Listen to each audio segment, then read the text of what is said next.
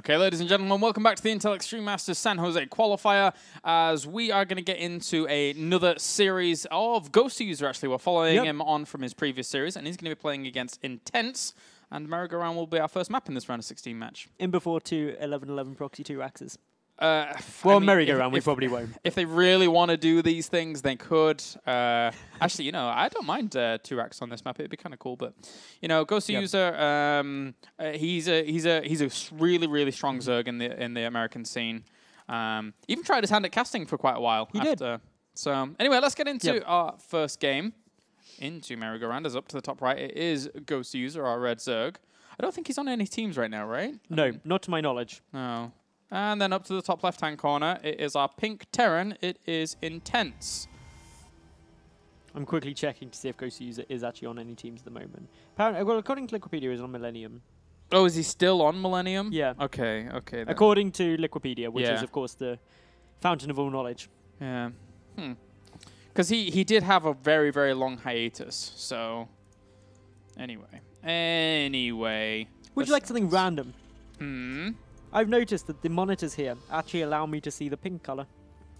They don't anywhere else? No, like I'm genuinely colorblind between like pink and teal. I can't see the difference too. I can't see the difference between like pink and gray. Oh, really? So usually on a monitor, pink and teal I can't see, but because they're like slanted back, I can see pink. Oh, that's pretty cool. I was very surprised to learn how many males are actually colorblind. Yeah, it's actually really common. It's ridiculous. It's like 20% or something ridiculous. Do you know why? Why? Because men only have 3 cone receptors in their eyes in terms of groups of 3, whereas women have groups of 4. So basically women can differentiate color better than men. This is sexist. That's not very nice.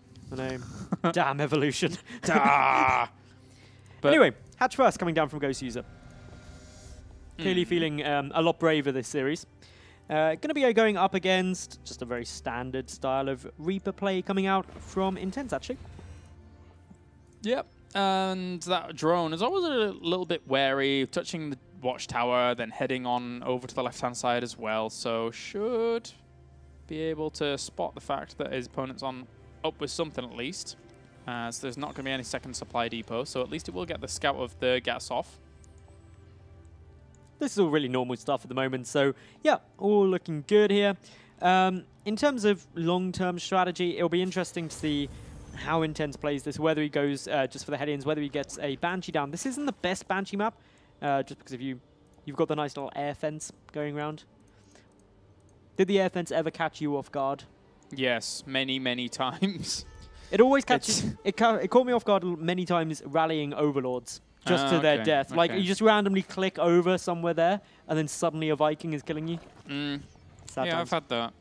I've had my Warp Prisms die quite a lot. I've had Mutalisks get stuck in really precarious spots.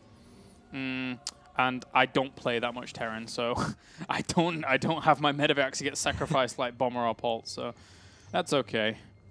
Anyway, Reaper coming on up in, going to be going for a little adventure. Already a couple of Zerglings there, but only 2lings aren't going to be too much of a problem. The Scout is the important thing. Sees, okay, gas is there, everything's looking good, and just jetpacks away.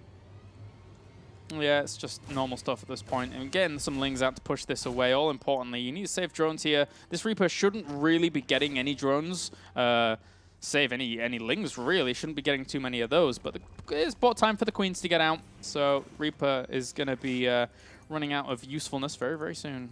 It is only the 1 Reaper as well. And that's also important to know because it just means the factory is going to be slightly quicker. Second gas coming on down. So we may be seeing a Banshee play off the back of this. But only time will tell. Otherwise, Gowser user, spamming the drone key, getting as many workers out as he possibly can. And that's, yeah, very normal at this stage of the game.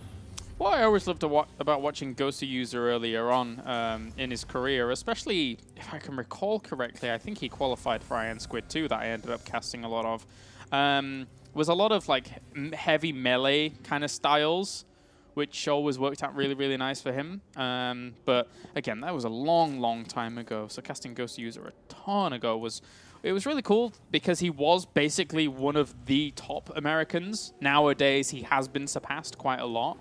But that's a lot of Lings on the way to, I guess, be defended. He's going up to 16 Lings, but Baning Nest coming down as well at the moment. Of course, the Hellions are coming on through, plus we're getting the switch over now with the starport, so we will be seeing some Banshee play on its way. With Cloak instantly started, thanks to that second gas. The link count going to be hitting up to actually 22 of them so far. Whoa. He's looking to actually be really quite sneaky here and do some big damage. Notice the rally point as well of those Lings. Trying to completely avoid running into any Hellions or anything like that, and just do as much damage as possible. And what? That's a lot of Lings. Where? What? Wait a minute. Why? Why is he He's also trying to do the same thing. He's trying to avoid any Overlord positioning. I think so. He will now see a couple of Lings going a weird way, but did he notice? Did he notice? Because again, even though I think vision was just granted, it would have only been like for a fraction of a second, and let's be honest, you're not really going to be frantically looking down there expecting to see Zerglings go, so may not have even been spotted. This is getting funky, Kalaris. Yeah, these two Hellions are heading up to the top right. I don't actually think he fully understands the severity of this situation, because that's going to be a lot of Banelings down to the bottom left-hand corner. But at the same time, there are already Lings here to be able to stop this Hellion push anyway. Banelings are being morphed in on the left-hand side. And so these, sorry to interrupt, but these Lings here actually give away the fact that, don't give away the fact that anything weird is going on, because this just seems like a normal defensive force. So if there was nothing there, it would have been a bit like, why have you got nothing? But having some stuff, it's just like, you're defending. And then suddenly, waddle, boom. Waddle. Banelings having a good time. That's a lot of Lings on the way behind this as well. The Hellions are just kind of trying to work away at one Queen, but there's already as well. That Banshee, though, could be an absolute saving grace here for Intense if he's able to control this properly. So yeah, the wall is down, both at the natural and the main. Quite a few supply depots being picked off. This is massively supply blocking Intense. These two Hellions, though, are still alive. Go drones! Oh, so close. Lings still need to do a bit of damage here, but again, he's really heavily supply blocked. So if he can kill off these few units that remain here, then, or at least the Hellions, and then try and get some SCVs, it'd be okay. But overall, it's still 38 workers to 23, and the Banshees surviving and then putting on counter pressure can be a real nuisance. The important thing was there, a couple of the Lings were split off into a little splinter group. We'll get another Hellion. That's actually really nice. Now, all of the Hellions have been taken down. It's only the Banshee, which still okay with Lings, but in large numbers, not that great. I also want to point out, Ghost User has a third hatchery, so that gives him additional production. My concern, though, is he has one Queen. That is it, just one Queen for anti-air up against two Banshees. So as you said, that counter pressure could get quite scary quite quickly. I feel these Zerglings are almost an attempt to buy time so that the Banshees have to stay home and deal with it whilst he gets Spore Crawlers up, because he knows that those two Banshees have been around for a little while now, and noticeably they're at the front. So Gowser User's seen those and saying, well, these Lings have done their job. I can just send these elsewhere to do something else, because as long as those Spore Crawlers have bought time for, it's okay.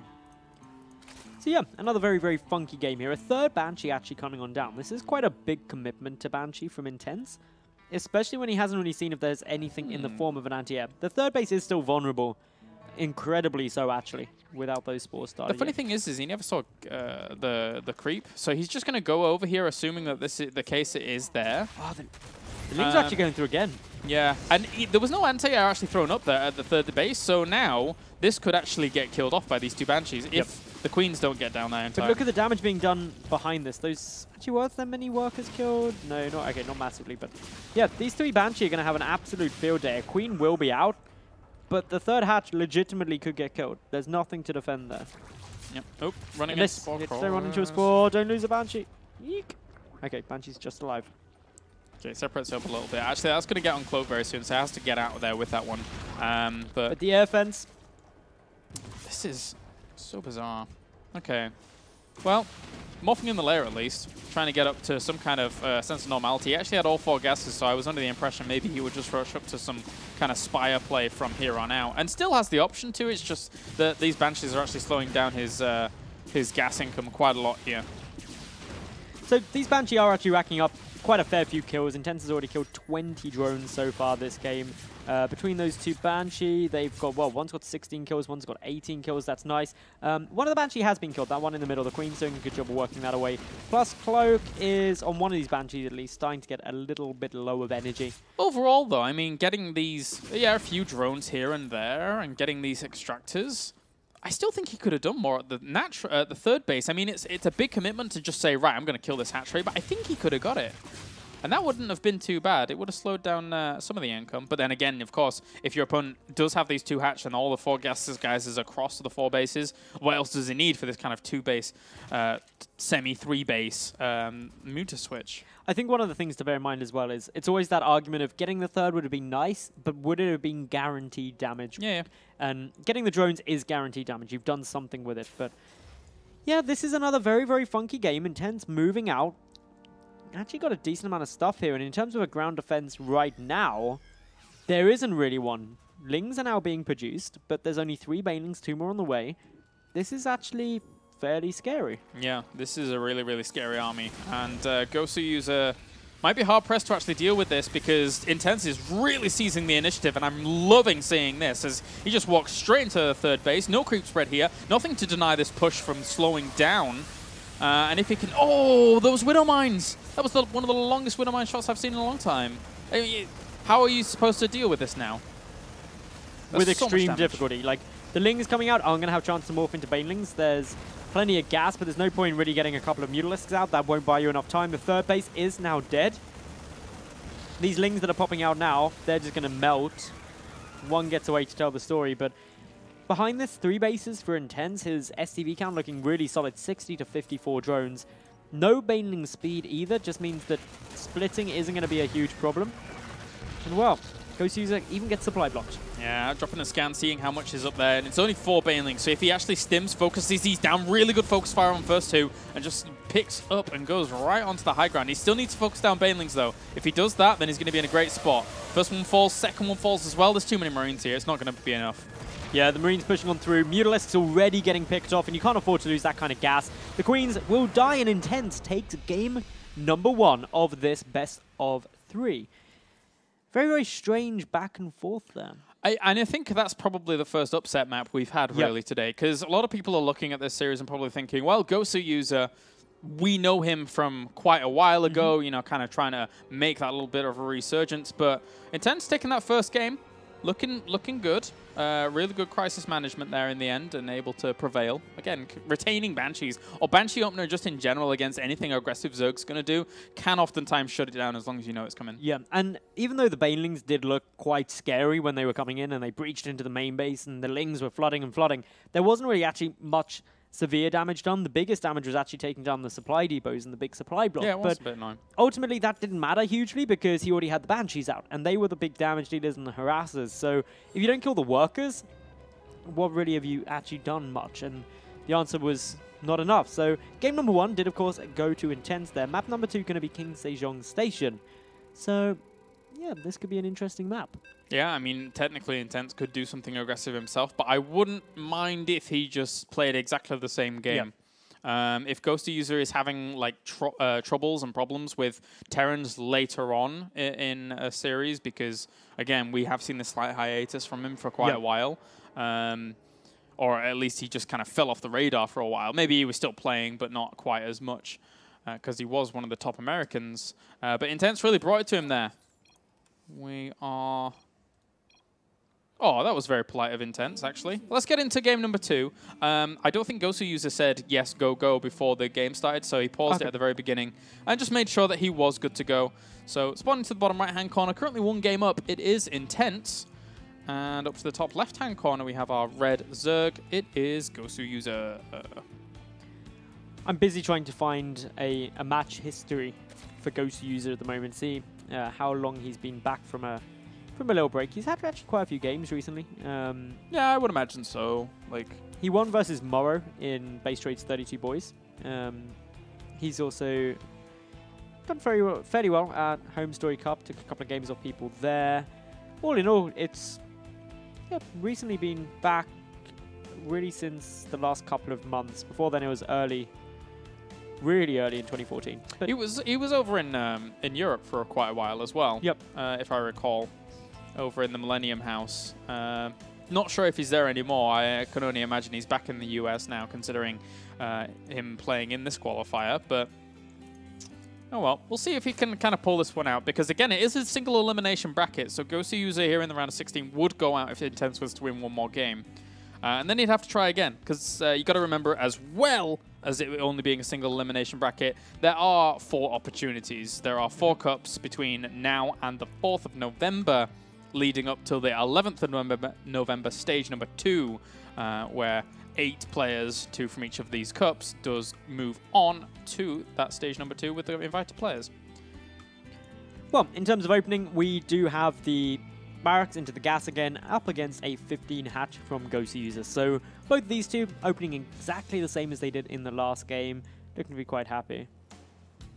What were you zooming in on there? Nathanius. Were you just like, hang on, that's not my face? No, it's definitely not my face. I don't have as darker hair. You know, I wish I did have dark hair. I think I'd look more rugged if I had like dark, black or brown. But no, I have the ginger curse, so I'm okay with that though. I can be a day walker, although I don't go out in the day anyway, so it's fine. The day's not particularly interesting. No, not really. I've had all day with nothing to do while I've been out here, and I can report back to you, you are not missing much. Well, I've done everything that needs to be done in Cologne, really, so. Yeah. Anyway, gas coming on down. The first Reaper has just popped on out and is going to be going on a little adventure across the map. Nothing funky really coming down from Ghost User this game, although if we see a sudden flood of Lings, that could all change. Yeah, and at the same time, if Ghost User, again, if he's not feeling too confident in his abilities later on in this matchup, then maybe he might go for something aggressive himself during this map. He could do. It is an alright map to try and bust because the ramp at the natural is so wide and because you need a huge wall off with supply depots, etc. So, anyway, he gets in, sees gas is being mined. And eventually speed will be on the way, but they're just buying time for the Queen to run out. The big thing that Intense is going to want to be keeping an eye on, if he can, is whether the drones are pulled out of gas after Zergling speed starts. Because that'll give him a little bit of an indicator if there's going to be additional aggression coming through with some Banelings or anything like that, like we saw in the first game, or whether we're just getting a more standard play out of Ghost User this time. But for the moment, the Reaper just going to go around the side, going to go up on the little Reaper ledge that is so conveniently at the edge of every main base, or so it seems. And going to go and check that out. Of course, there is already for Ghost User 168 gas mined. He hasn't started speed yet, though.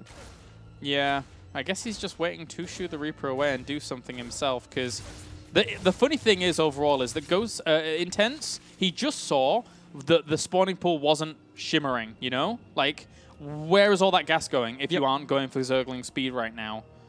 And he will have clicked on the gas and seen, okay, there's been a lot mined, so he knows that there has been a decent amount mined. The fact that speed hasn't started instantly, okay, now it starts. This is really weird. It's almost like really strange mind games. Like, I don't really see... The only thing about skipping that speed or delaying it for a bit is because Intense would have gone in and said, okay, where is that gas going? Maybe expecting a Roach Warren really quickly, which there is one. And it's just going to be some kind of Roach Bane bust, but... yeah, we'll wait and see. Third base coming on down from Ghost User now. There is the opportunity for that. I mean, again, it's a little bit strange, but he still has all the tools available to him to just transition onto a normal macro game. But this, the way Intense actually played the follow-up push last game was really, really cool. We could actually see Hellbats here, though, from Intense, who's setting up for it. So the Hellbat push that's coming along, having the roaches out, yes, is really, really nice. And how much has Ghost User even seen of this? Not too much, so he's reading it okay. Doing just overall a great job, to be honest. We've got a couple more of these. Yeah, okay, roaches coming on out now. 8 roaches. Okay, this is just going to be a Ling flood behind it, right? Yep. Extra gas. Is he actually going to throw down the Baneling Nest with this as well? I'll be interested to see if he doesn't. Like, obviously, King Zhejiang, as you said, has got a very wide natural base. So it's hard to wall that off. But still, if you want to get in the main, you're going to need those Banelings. A couple of roaches has been seen. 4 roaches isn't crazy by any means, but seeing the rest of them... Now, of course, Intense knows this is coming. Back at home, Bunker is already on its way. Yeah. He's keeping the pressure on, which delays this, and time is really what he needs. If he buys himself enough of it. It wasn't quite as severe production as I was expecting it to be, because he kind of hit himself a bit of a supply block. He didn't free up room with his overlords too quickly, so there is a little bit of slowness to this here for Gowser User. He's heading on Malaya now anyway. Well, he's going to take a little bit of damage. He looks like he's abandoned the plans overall, even though he was freeing up like 3 or 4 Overlords worth of supply to really kind of pump out units, but it's just going back into drones for now. At the natural, actually a couple of Hellions are getting picked up here. This is really frustrating. 12 workers have been killed already. And while 12 workers isn't catastrophic, when we factor in the fact that a huge amount of lava production went into those lings and roaches, losing drones in addition to that when you're already low on your drone count is going to be hurting Ghost User. But unfortunately, he was really caught between a rock and a hard place because he knew he'd have to stay back and defend against this pressure. So a bust wouldn't work, especially when it was scouted really early. So he's got to try and transition, but in transitioning, he's already a long way behind just from going for the opener that he did. Yeah, this is kind of tough, and he's going into range as well, so it's going to be like a Roach Hydra-based play unless he's really going to stall it out and go for Swarm Hosts, which doesn't really seem too intuitive anyway because he doesn't have creep spread, so Hydralisk with Roach Warren is the best option here overall. But Intense, how much does he really know about this? He dropped on the left-hand side, got another Overlord. Where is the Hydralisk den? It's all in the natural. Everything is in the natural. If he sees it, I mean, he's going to be great. Bio can be okay against this, depending on the positioning, but of course, you would like some siege tanks mixed in there. Yeah, the siege tanks really are the only piece of the puzzle that's missing at the moment. It's a reactor coming on down onto that factory, so that's not ideal. No, we've also got the third base coming on through. The drop's still trying just to pick apart anything more. I think it's got like one more drone since then, but overall in resources lost, favoring Intense quite nicely. Intense has also still got a great economy, 57 SCVs to 66 drones. Once that third's in though, that's going to be some heavy muling going. And yeah, this is looking quite good for Intense actually. He's just really keeping control of the game.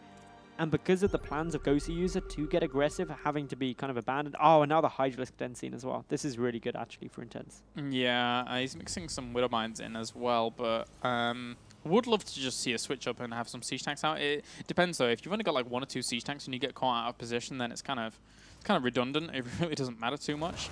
So he may just continue on with his bio play, his bio kind of force, and just try and run him over with macro. But Ghost User is really on top of his macro right now, considering he did lose quite a few drones earlier on. Waiting at the moment just to see if, well, to be honest, I don't think Intense is going to be able to do too much with this little push. It's up against the Roach Hydra Force, which in small numbers versus small numbers are going to be good. Upgrades are about to be 1-1 though for Intense as well. Ghost User already has the 1-1 done, so at least that'll level out the upgrades, which is very important. Medevac count is currently at 5. 2 are back at home. But look at that Roach Flood. That is a lot of units coming on through. The most important part about this movement out here for Intense is it almost looked as if he was looking to try and clear creep on the right-hand side or something like that, right? And then maybe find a vulnerable point, but because there was no creep there. He dropped into the third, so he's brought all of the army over to deal with that. At the natural base, quite a lot of damage can be done here. The Spore Crawler getting focused quickly, so the medevacs stay on up. This is a nice engagement position because the attack arc for Ghost User is going to be pretty poor. Nice little hit there from a Widow Mine. Did a medevac die though? Didn't it? I think he got one in the end. Okay. So yeah, that was just a nice little push in there, able to pick off a couple more workers, up to 25 total this game, and that actually puts Intense up in terms of the worker supply.